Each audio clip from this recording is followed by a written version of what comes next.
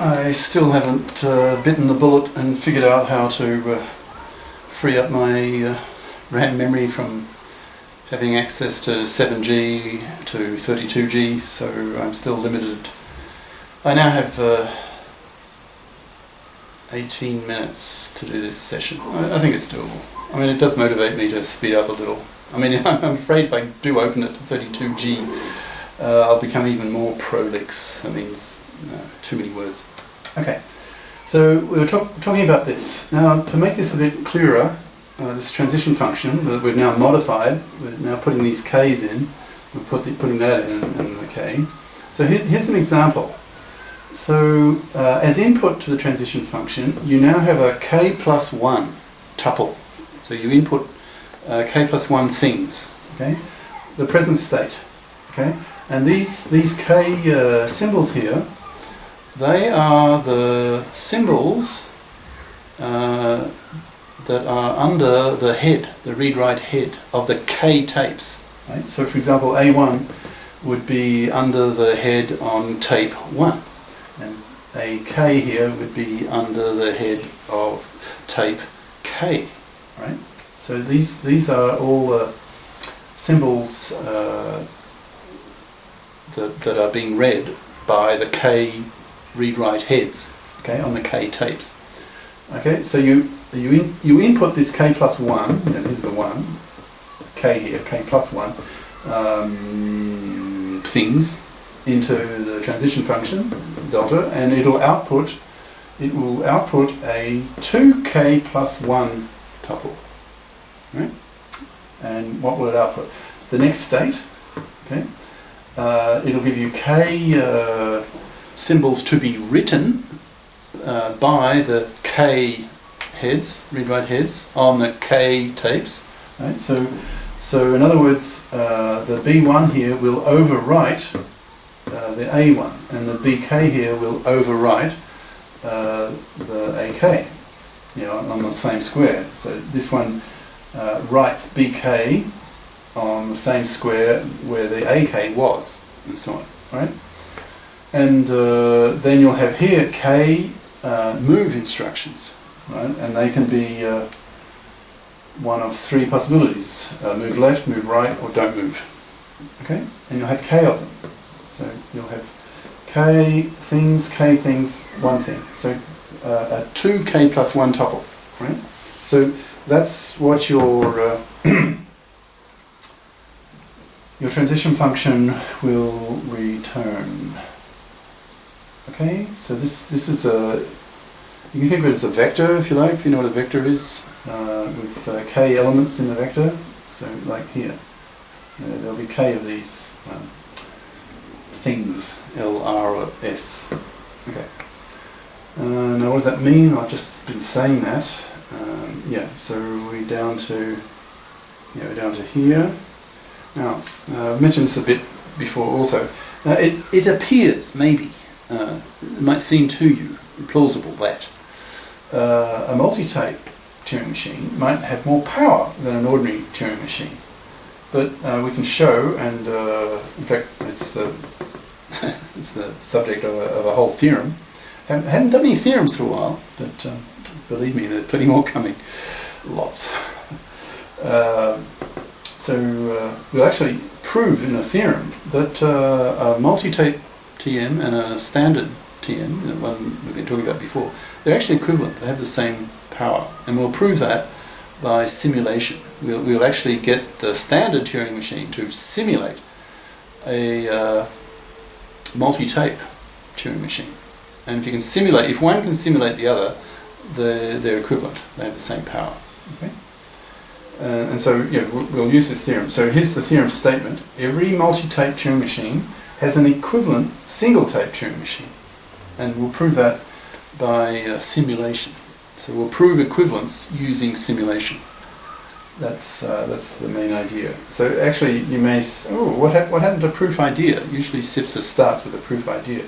Well, it is. It's like this line here, but it's so short he didn't make it sort of separate. So we'll show how to convert a multi-tape TM, call it big M, right? M for multi-tape, okay, to an equivalent simulating a single tape Turing machine, call that S for single. Okay, so the form of the proof, to prove this theorem statement that the multi-tape and the single tape machines are equivalent, in other words, have the same power, we'll prove that via simulation. So we'll get the single tape machine, our standard machine S. We will use that to simulate this multi-tape machine M. So in other words, keeping it compact, S simulates M. Okay? That's the heart of the proof. Alright. So, as we've just been saying here. So we'll show how to simulate the M, the multi-tape machine, with S, using the conventional, the single tape machine. Right. Now, how to do that? How do you get a single tape machine to simulate a multi-tape machine? Like all the information, all the contents of the multi-tape machine, somehow you've got to get that information onto a single tape machine, right? So what you do is you, in a sense, you cut and splice. Let me. You just like here's like a 3-tape machine. Keep it simple, right? Now remember, when you start, your initial input string goes at here's the answer to my question with Sipser. Yes, he does have boundaries, left boundaries on his multiple tapes. You can just see it from the way he's drawn it. Okay. Anyway, so here's your initial state.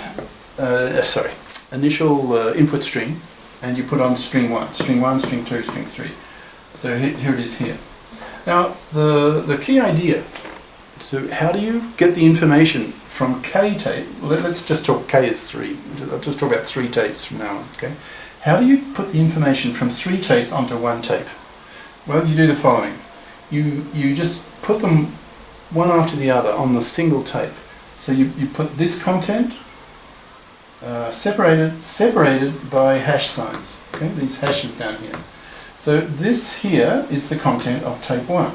There it is, and then hash. So you know where the first tape's contents stop and where the second tape's contents start. Okay, so this hash here is the separator, and here AAA. That's the contents of the second tape AAA. Okay. And the content of the third tape, which is BA, that would be here, BA, and separated by. So you've got hashes at the beginning and the end, and the hashes are used to separate the contents of the different tapes. Okay, so that's an essential idea. So use the symbol hash as a delimiter. It separates the contents. Okay, now, so that's one thing. So you put all the contents of the tapes, plural, K tapes, 3 tapes, onto a single tape by using, you just put them one after the other. Contents of tape 1, contents of tape 2, contents of tape 3, separated by hashes. It's pretty easy. Okay. Now, you also need to know the position of the heads, the K heads. How do you do that? Well, you use the dot marker idea that we talked about in a couple of sessions back on this board. You use the dot marker. So in the 3-tape machine, you'll have the head position like here and here and here. So how do you indicate? How do you store the information on a single tape of the head positions of the K tapes or the 3 tapes? Well. The answer is you use the dot marker idea. So instead of having a 1 here, so this header is pointing at this 1 here, which is the second symbol of this string. Okay, so put a dot over that 1, the corresponding 1. And this one's pointing to the third symbol of the second string. So put a dot over that third A here. Put a dot over it. Okay. and this one's pointing to the first symbol of the third string. So put a dot over that B. We've got a dot over that B. So the position of where the dots are, that indicates where the header, the head is of the corresponding string. Okay?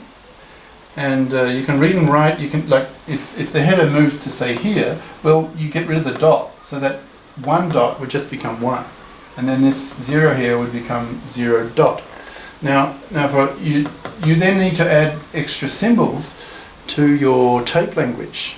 So all the dotted symbols you have to add to your language. The comment I made a bit earlier. All right. So that's the mechanics, if you like, of how to put the information, the two main bits of information. The contents of the three tapes, well, you just cut and paste in a sense. You put them sequentially along the tape, separate them with hashes. And the other information you need is the position of all the heads. Well, you use the dot marker, dot, dot, dot, to indicate that, right? So that's pretty much the mechanics of how to convert, in a sense, a 3-tape machine into a 1-tape machine. Now that's just the beginning, of course, but we've run out of board, so that will be for next board. Ciao.